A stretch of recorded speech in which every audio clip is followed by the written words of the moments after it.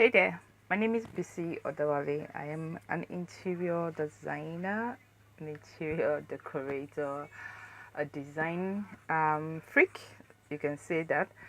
I am also the founder of Business School for Interior Decorators. Yeah, so this is a month-long show. I'll call it a show because it's going to be coming in series. Hi Mojisola, thank you for listening in live. All right, so quick. Okay, I've done my introductions. Sorry, my introduction. Yeah, my name is Bisio Dewale. I am an interior designer, and I am here this afternoon to address a current challenge some set of people reached out to me to solve while I was away on break.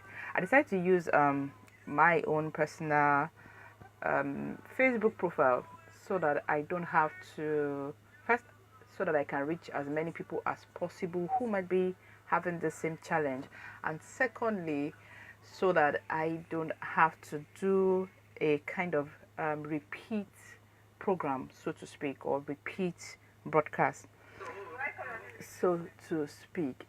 So sorry, I'm getting distracted here. I'm trying to settle down to get this running as it should. All right, so I'm muted you. Please give me a minute. I need to quickly correct some things here.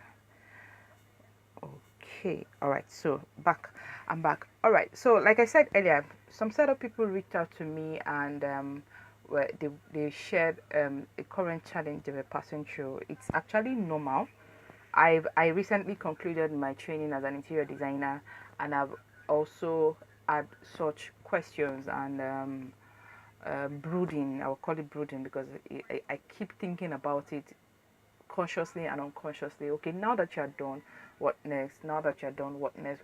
How are you going to implement everything that you have learned? So when you read the title, so you call yourself a decorator, I hope you didn't feel insulted. I wasn't I wasn't intending to do that. I just wanted to grab the attention of interior designers, interior decorators, and those in the building sector or the building industry who really need to hear this and use it to create or build a successful business. I am all about successful businesses. I believe the popular saying that what your hand finds to do is actually from the holy book also, but a lot of people have said it over and over. Whatever you find yourself doing, whatever is you call work or whatever you are doing, give it your best, do it well. So that is where my successful business idea came out from. All right, so if you are an interior designer or an interior decorator and you're struggling with your business, especially those who are looking to either exit their paid job into becoming a full-time entrepreneur or business person, or those who are already in, and when I mean in now, you've kick-started your business, but it looks as if nothing really is happening. This is also for you. Why should I be the one? Hi Adela, how are you doing? Good afternoon. So why should I be the one, or why should you listen to me? What authority do I have to tell you this? First, I'm going to explain. I'm going to tell you this. I have been down this road several times. This is me going through the same process again as an interior designer, and it's kind of better right now because with experience, with exposure, and network and training, personal development, it keeps getting better, or it made it really better for me or easier for me to do this. But you might be starting out, which is why I said this is actually meant for those who are in the beginning phases. You are just starting out and it looks as if you're just spinning your wheels, you're everywhere and nothing is happening. First thing first, I would like to point out is this: as an interior designer, especially as an interior designer, if you're not into product sales, if you don't have a side business or a side gig that is generating daily income for you, or weekly income for you, I would advise you to please focus more on getting through or reaching out to those who need your services. That means social media is good. Yes, social media works very well. Everybody's on social media, but your paying clients, your serious clients, your ideal clients might not necessarily find you on social media. They are mostly in the offices, in the the in their own location. I don't want to jump the gun. They are everywhere. They are around you. They are in offices. They are in different places around you. Offices, public places, government parastatals, sectors that you are supposed to walk to them physically. And by walking to them physically, I'm not saying go. I'm not saying go barge into people's offices and all that. I mean, you have to really plan and prepare yourself and package yourself in such a way that when you go to drop a proposal, itemizing or explaining what you have to offer to a prospect, they will listen to you. Even if they don't have a job for you at that point where you're working, they will believe, or they will keep your proposal or keep your contact, so that when the time arrives, they can call on you. So that said, let me get into what I have to say today. There is something that we do at the Business School for Interior Decorators, is actually our pillars, that what holds us, or what guides our thinking and our work at the Business School for Interior Decorators, and we call that the game plan.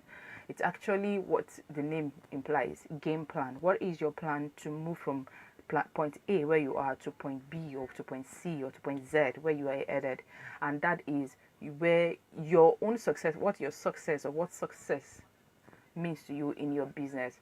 5 years ago, success to me as a business person is to be able to sell my beddings, to be able to get people to order for my office furniture, to be able to call me to come set up their spaces, change their curtains, give them design advice and all of that. Today, success to me, or my definition for success, has changed, because the more you implement, the more you work, the more you move, the more you show up in your business, the clearer you get, and then it's easier for you to fine tune what exactly you want to achieve with your business. So that is why the first pillar, or the first stage, first step of the game plan is clarity.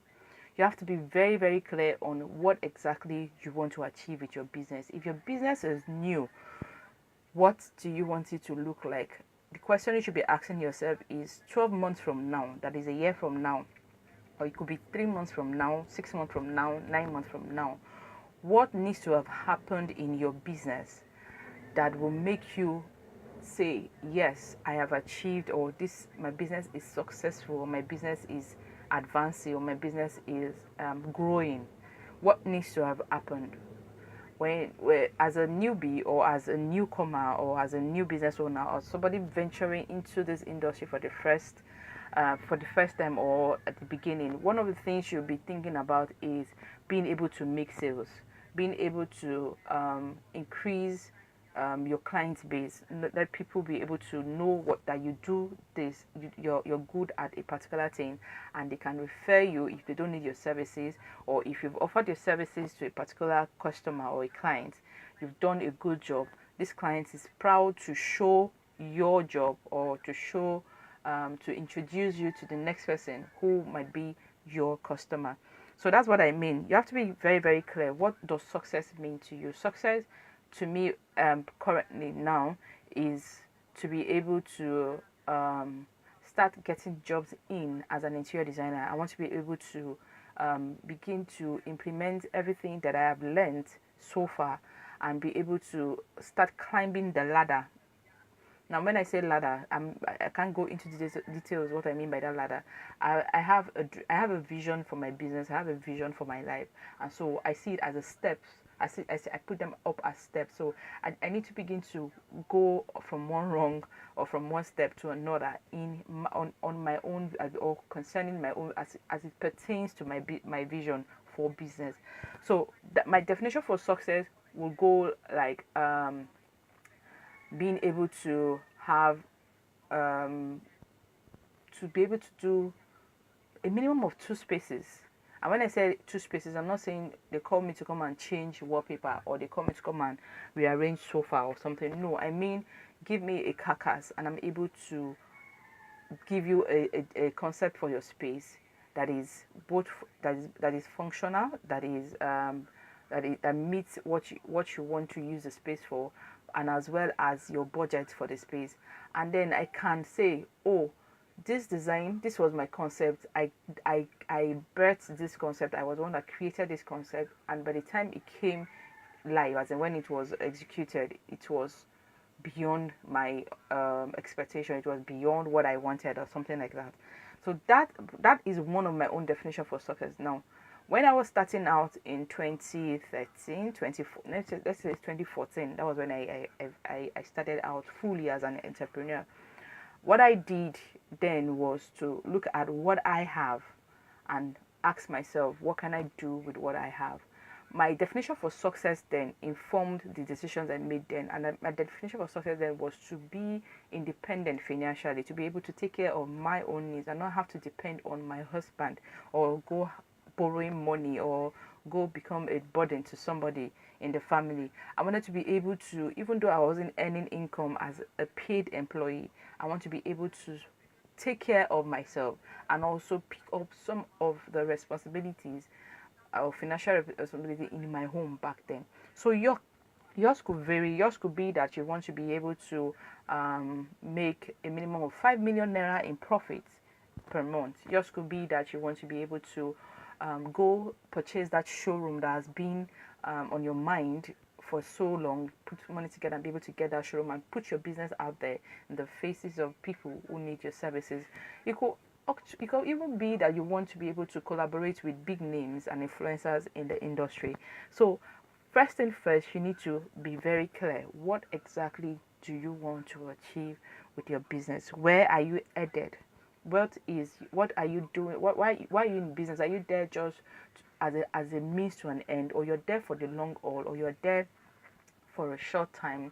Like, this is just, when I say a means to an end, I found out that so many interior designers and decorators, when we started out, or when they started out, they started with barely nothing, so they couldn't really go for their big dreams. They decided to start small, and then they scaled up from there. I'm sure every one of us will have this story, one story or the other, to talk about that. My own story was that I started with beddings, I started with office furniture, and I even started with borrowed products, so to speak, because all I did was leverage on the relationship I had with vendors and suppliers that I've worked with as a design and concept executive in an interior design firm.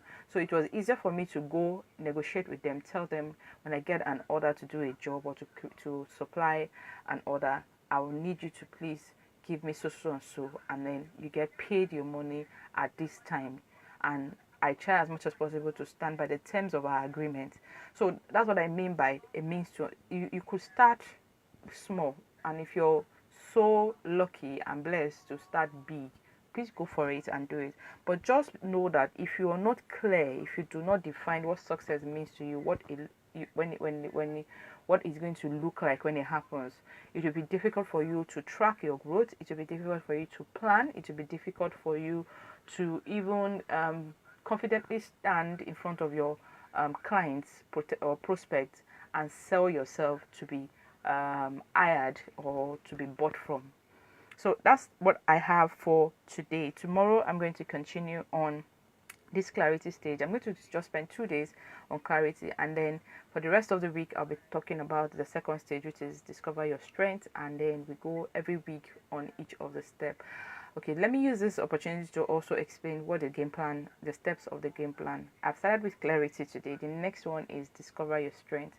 The third step is structuring your business. The fourth one is attracting your ideal client, and the last one is executing client's job.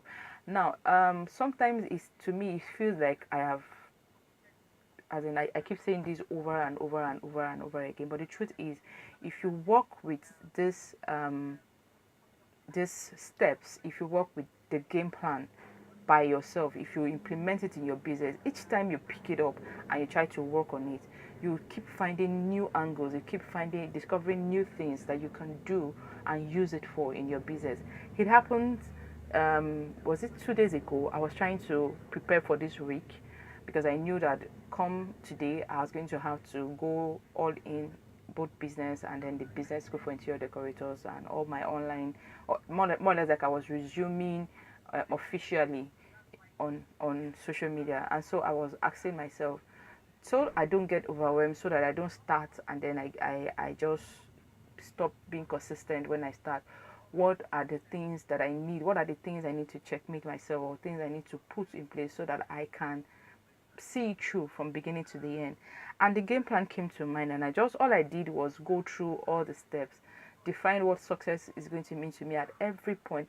This broadcast, this audio live that I'm doing, and I'll be doing for the rest of this month, I have a purpose. What is the purpose for this game plan? And once I am sure, or once I am clear on this is what I want to, this is the purpose, or this is the reason why I want to do this, to be the way to implement the remaining steps just follows like that. Same goes with my bedding business, goes with the interior design firm or interior design practice that I started, goes with even the business school for interior decorators as well. So I hope this helps. If you've got any questions, please drop them in the comment below. I'll be back same time tomorrow, 2 p.m. and we will continue from where I stopped right now. Thank you all for listening in. Mujisola, Adeola, Oluchi, thank you. If you're going to catch the replay, let me know too. Please just let me know that you're watching or listening to the replay. And if you've got questions, please drop them. I'll be back tomorrow. Do have a lovely day. Bye for now.